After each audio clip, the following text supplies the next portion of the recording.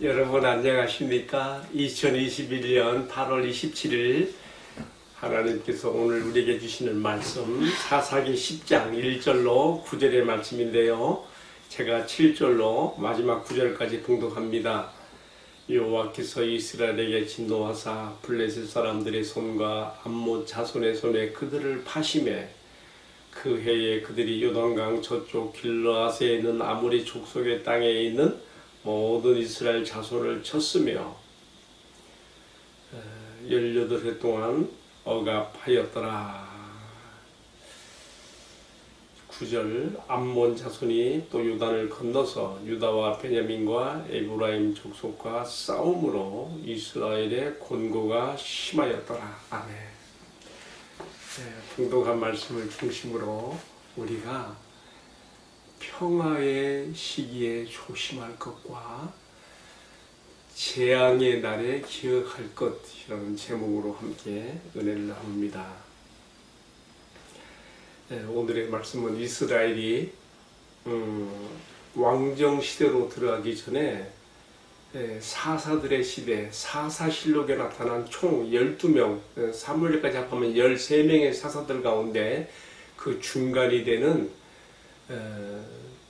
6대, 7대 사사인 여기 나오는 말씀 가운데 돌라와 야일에 대한 시대의 이야기를 전하고 있습니다.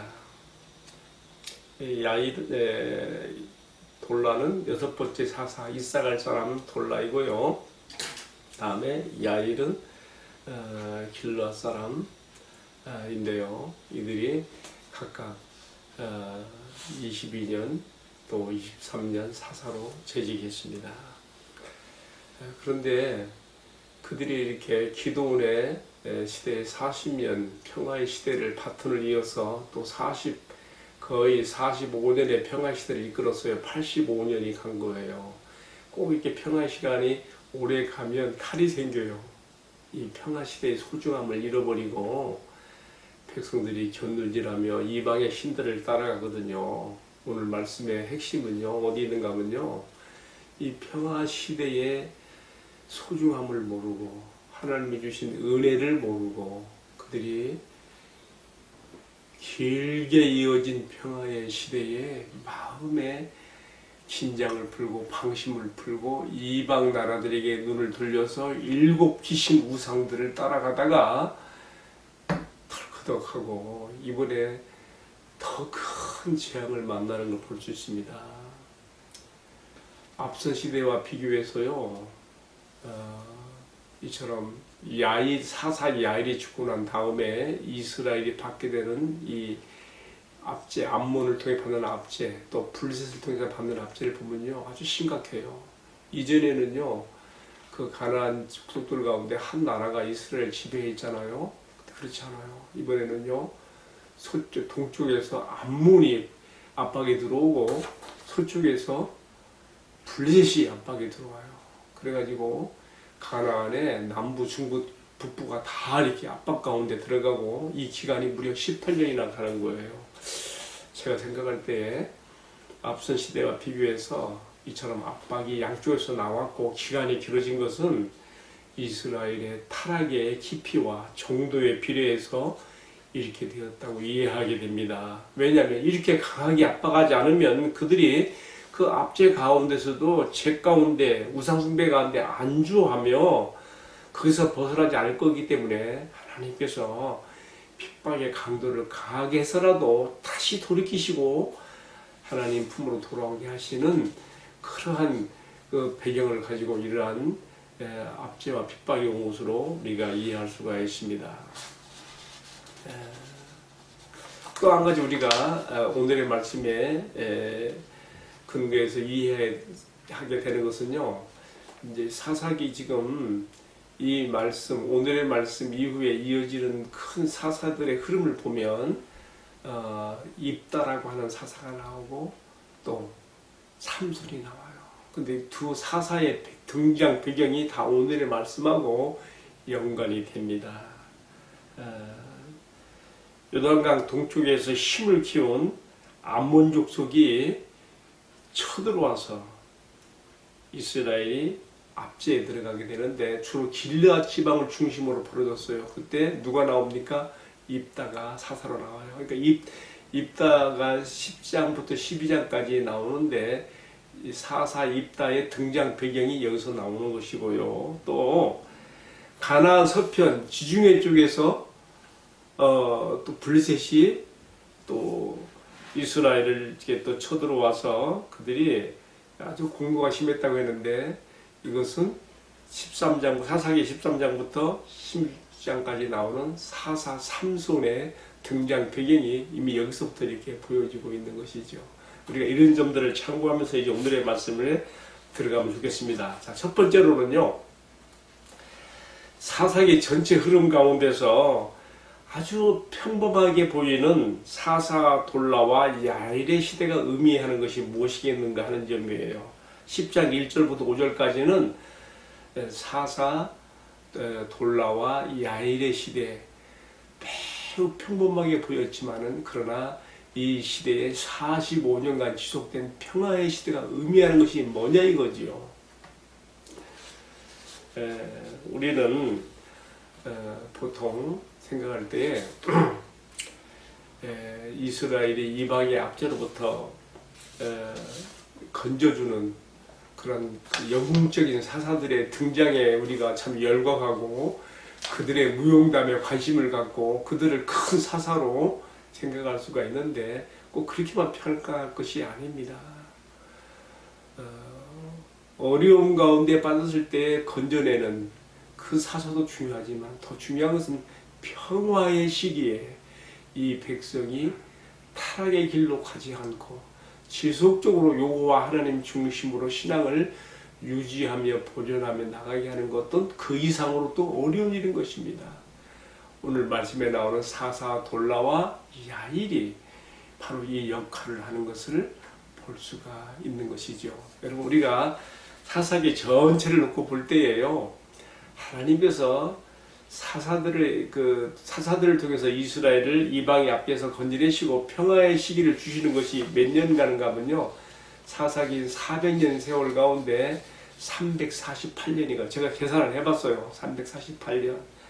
그리고 반대로 이방의 압제 가운데 놓이는 기간은 얼마나 가는가 하니까 약 52년, 50년.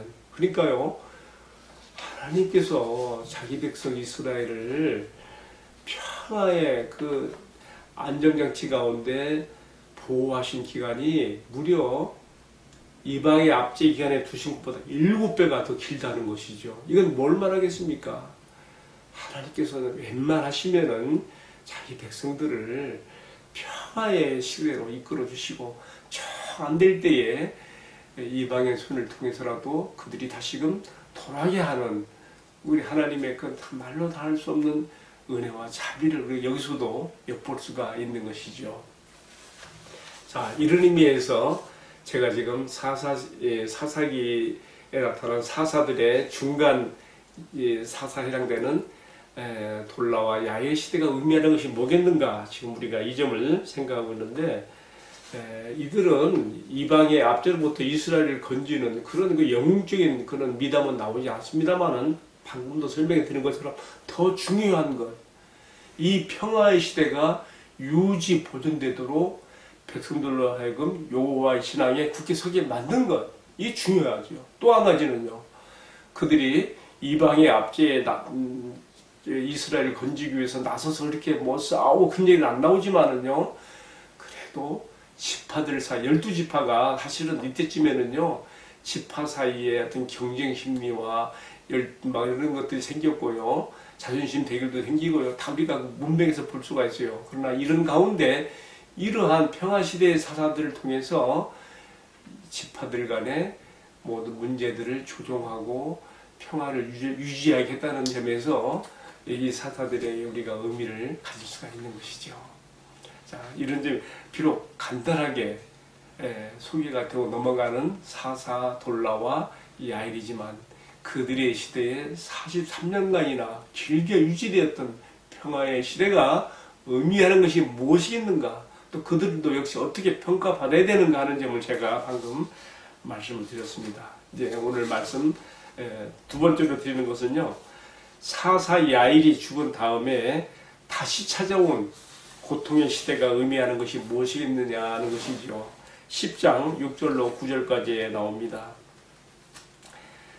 이스라엘이 제가 서두에서 말씀드린 것처럼 다시 이방 나라의 7귀신 우상들을 섬기는 죄에 빠져버렸습니다. 그 이전에는요, 가나안 족속 가운데 주로 유행한 뭐 바알과 아세라 그런 정도였는데 이제는 그렇지 않아요. 시돈, 암몬, 모압 뭐 등등 막 주변의 일막 그 나라들의 신들을 막 따라가는 거예요. 이 타락의 깊이가 더 심해졌습니다.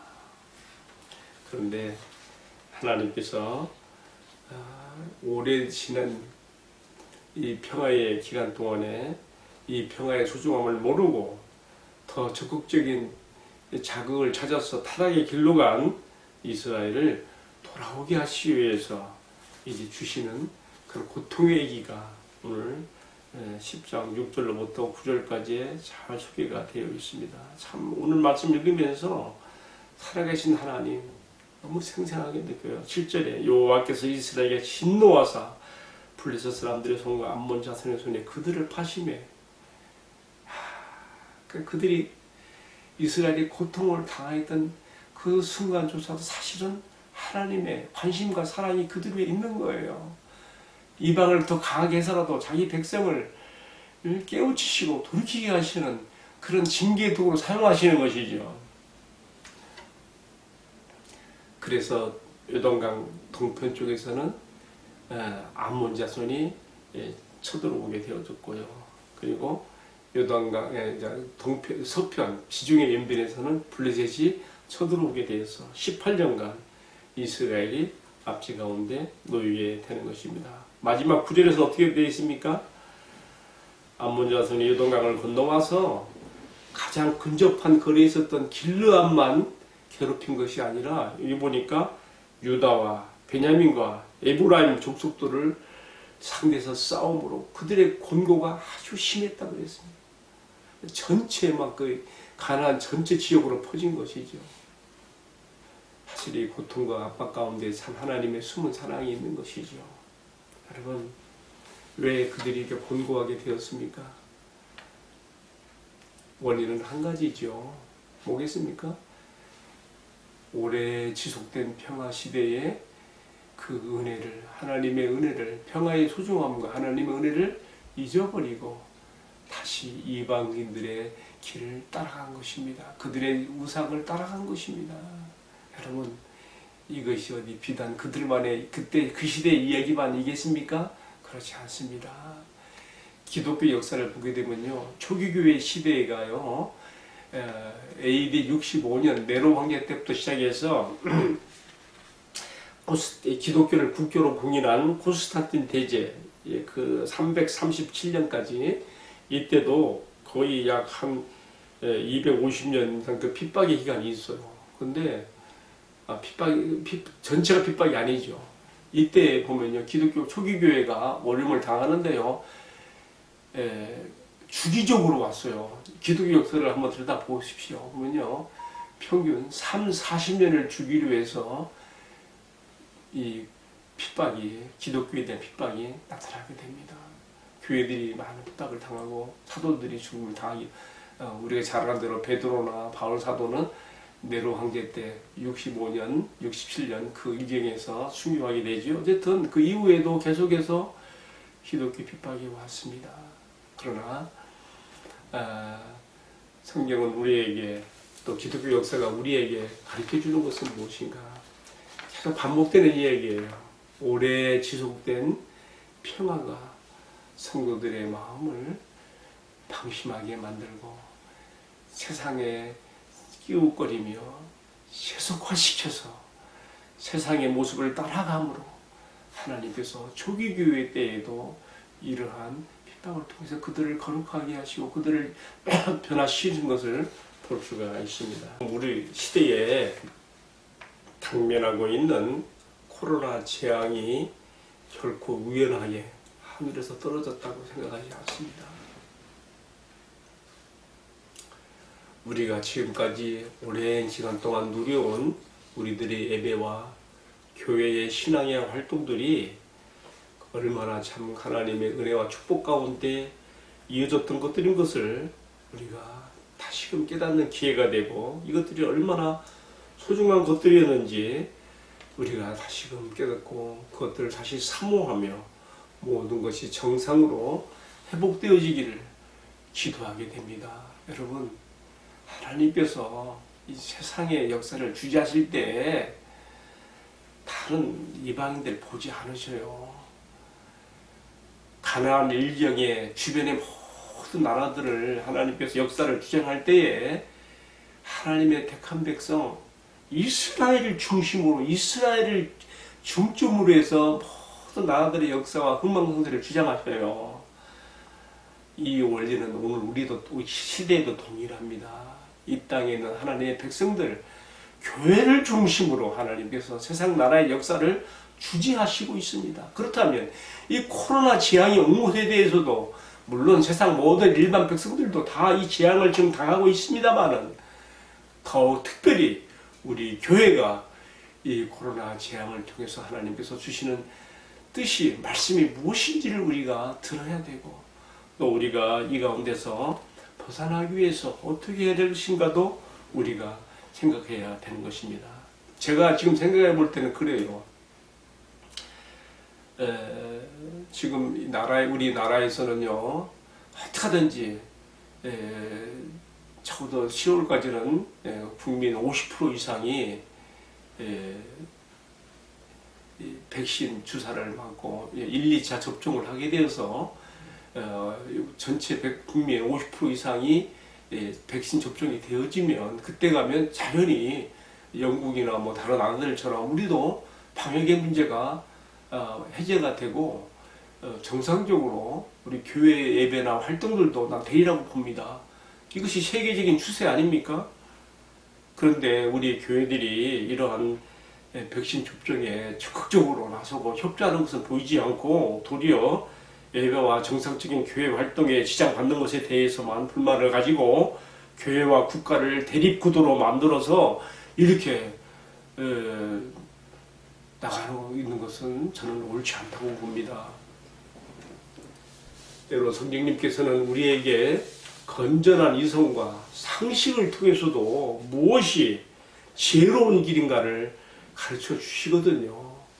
이 어려운 코로나 재앙의 시대에 우리들의 교회가 이 재앙을 통해서 우리에게 말씀하시는 하나님의 뜻을 깨달으며, 또 우리가 어떻게 나가는 것이 지혜로운 길인지 깊이 생각하고 우리 교회들이 나가는 것이 필요하다고 생각합니다. 기도하겠습니다. 사랑하시는 주님, 주의 백성 이스라엘을 중심으로 가나안 일경의 모든 나라의 역사를 주재하셨던 동일하신 그 원리와 그 방법으로 오늘 우리 시대에도 동일하게 이 세상의 역사를 주재하실 때 이 땅에 있는 우리 주님의 백성들을, 교회를 중심으로 주장해 나가시는 것을 우리가 압니다. 벌써 2년 가까이 벗어나지 못하고 있는 이 코로나 팬데믹 재앙을 통해서 주님께서 우리에게 말씀하시는 뜻을 우리가 잘 듣게 하시고, 주님의 뜻에 우리가 반응하여 회개와 각성과 또 우리에게 그동안 주셨던 예배와 모든 교회 활동들의 축복이 얼마나 소중했던 것들인가를 다시금 일깨우며 진실로 주님 앞에 겸비하여 기도하고 새롭게 갱신되어지는 축복의 기회로 삼도록 은혜를 베풀어 주옵소서. 주님, 이 나라 이 백성 가운데, 특별히 우리들의 교회 가운데 주의 긍휼과 자비를 베풀어 주셔서 우리가 묵상하는 이 말씀들이 다 우리에게 주님의 뜻을 가르쳐주고 반영하는 것이 되도록 은혜를 나누어 주옵소서. 모든 말씀을 존귀하신 우리 주님 예수 그리스도의 이름으로 기도하옵나이다. 아멘. 마쳤습니다. 감사합니다.